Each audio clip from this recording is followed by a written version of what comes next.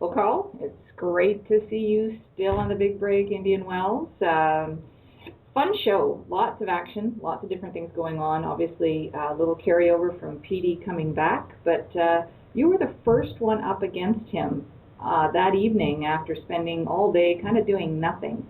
You must have felt stiff. You must have felt uncomfortable. Just tell us a little bit about that from your perspective.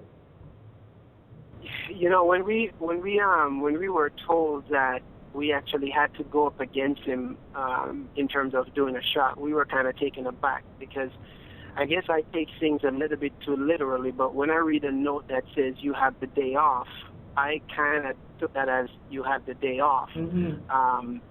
But again, it's a competition show, so you have no excuse. You have to be ready at all times, irrespective of what is said. And I never really felt comfortable with the strategy that we had going in because it was geared towards him having the benefit. I mean, even if we all seven had hit the circle or missed and he matched us on any shot, he would have still been on. So, it was one of those things where the chips were stacked in his favor. Even if we all executed the best shot we could hit, he was going to be on unless we just outrightly beat him where he missed the shots, and didn't get in the circle. So, I hit a shot that I thought would come back. I think, if you look at the video, you'll see that's one of the biggest divots I've ever taken because I wanted to kind of pull the ball back, but spin is always hard to control, and it just didn't come back as much as I thought it would. So I didn't get us off started, in the best position that we could. So, that was the case. Well, I never thought about that actually. The way you talked about the way the point system worked, and because it did look like 7 against 1, just on the surface. But you're right, when you dig a little deeper on how they were calculating the points, you're right. He did have quite an advantage, didn't he? That's interesting. Yes. Yeah, he did. I mean, like I said, and you have to remember, since that show was a continuation of last week, he had been playing all day. So he was warmed up, ready to go, had hit many shots. And, he had 7 shots where we only had 1. I mean, even though you're changing distances, it's just a matter of throttling up a little bit or changing out a club, but you know exactly where to hit on the green in order to get into that circle. So, again, I don't want to simplify what he did because he made some great shots to get himself on, but the way it was structured, a miss was going to give him half point. So if a miss was nobody gets any points and it took a point off the board, we would have to make him work harder.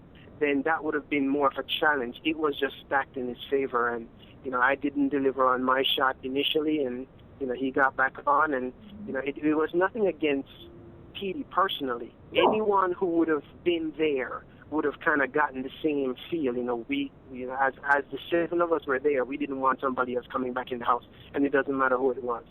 No, I think everybody realizes that, and you guys are all too nice anyway. You wouldn't beat up on anybody. But I know. John's shot actually was, after yours, was also a surprise because John's been rock solid, and actually seeing him miss that, and then even further ending up in elimination, I think was a surprise for all of us. And anyway, I'm going to get back to John in a minute, but let's talk about Oren and your first immunity challenge with him. You got to 3 locations. You guys were head to head doing it, and then the big surprise. But when you saw him pull out that putter, I don't know how many yards was it? 30 yards away from the green? That just it just looked crazy. It was 29 yards from the edge of the green and an additional 11 to the pin. So it was approximately 41 yards. Some say 39, but it was approximately 40 yards to that pin because I walked it off. I could have been wrong, but when I saw him pull that putter, I had 2 emotions going on. One, this is the craziest move I've ever seen in my life because I know I would never be able to calculate exactly how much impact that long of a fairway would have on the ball and the release. And 2, I like what he's doing. He's not reacting to anybody else. He's not buying into somebody saying, okay, I should be chipping this. He is going with what he is confident in. And so that was kind of mixed emotion for me. On the one hand, I'm saying, man, this is crazy. I've never seen anybody done that. But on the other hand, I applaud him for sticking to his strategy and going with what he felt very comfortable with. And, you know, as a result of the shot that he made, you can tell he was very comfortable with the putter. Oh yeah, I mean it was amazing how well he performed at that. And watching David take hybrid to also putt, well, it was obviously closer, it was a different location, but I'm wondering, was the lie so tight that people were worried about sculling it or something like that? Is that why you think they both went with putter? Or he went with hybrid? No, you know, I don't think so. I think it's the, you know, nerves get into all of this, and you have to understand that when you're playing for something and you know on the spot what it means, you know, you can get fidgety, you can get emotional, and nerves can cause you to do things that you would not naturally do. But I think for both of them, I think they went with the shot that they were most comfortable. You know, I've said in the past that I came into the big break knowing exactly my swing. Now, is it a traditional swing? Is it a traditional, you know, I see this on tour every day? No. But I'm confident in what I know I'm able to do based on the data that I've gathered on, you know, on myself. And I think these guys just using a facet of that. They know that I have chipped comfortably with a hybrid before. He knows that I've put off the green, even though you've never seen it from 29 yards before. And so they stuck with their strategies, and I like that about it. No, now, but wasn't it quite a shock after such a beautiful execution of that long putt? That short little one, he just missed it. It was like he lost focus, or what happened there? It was just shocking. You know, I think what I don't think the angle at which the camera was set justified how tricky his putt was. It was actually slightly down the hill, and that green was sloping away from us. So you had to have judged the exact speed that you needed, even though it was short, relatively short. You had to judge the exact speed because it would either go low and long, or it would go above and lip out. So, you know, I think he executed a great shot, and you know, Oren is a great competitor. I don't know exactly what happened because, you know, I can't get into his mind, but I think it was a much more slippery putt than the angle at which it was showed from kind of gave justice.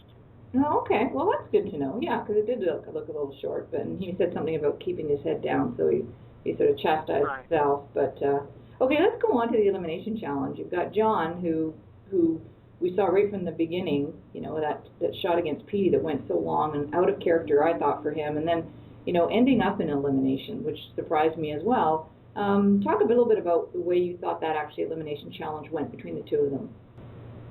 You know, I think it was executed the way that I would execute it myself. I've always said, you know, if you go into the elimination round and based on, you know, what we know to this point, if you're given a chance to buy a half a stroke, take it, because it's a psychological advantage. It has nothing to do with your you thinking you can't beat the other person heads up or anything like that, but it does change the mindset of your competitor when they know they have to make up a deficit.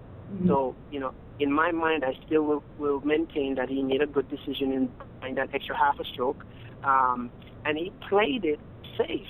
You know, he played almost every shot to the middle of the green and relied on what has been his bread and butter, even against me, which is his putting. You know, get up there and do your true putt and let this guy come and catch you. So I love how they set up the challenge, because I tell you, it was uniquely different from each location. One location you could attack the pin, another location you could get, you know, somewhat aggressive, and the last location you better play to the center of the green or you might have some problems. So, you know, it was very unique, and I liked how it was set up. Well, and you even made a good point. You said the second location you could go for it, and Oren made a comment that he was going to get aggressive here, and that was nice to see. You know, you don't want people playing it safe. You want people going for it. It's their last chance to redeem themselves for that show, and I thought Oren really went out in style on that elimination challenge. Oh man, I'm gonna tell you, it's one of the classiest guy I've ever met.